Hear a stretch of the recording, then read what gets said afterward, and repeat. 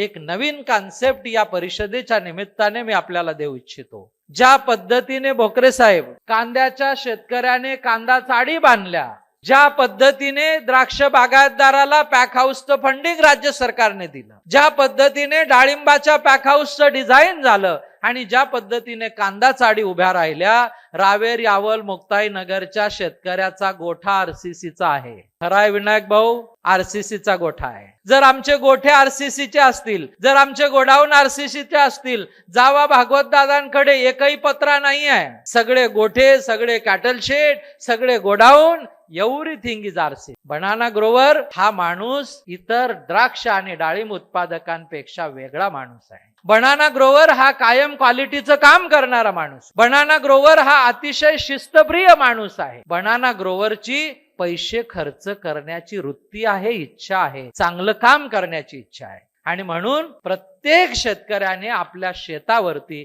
कांदा चाडीप्रमाणे pack house बांधा।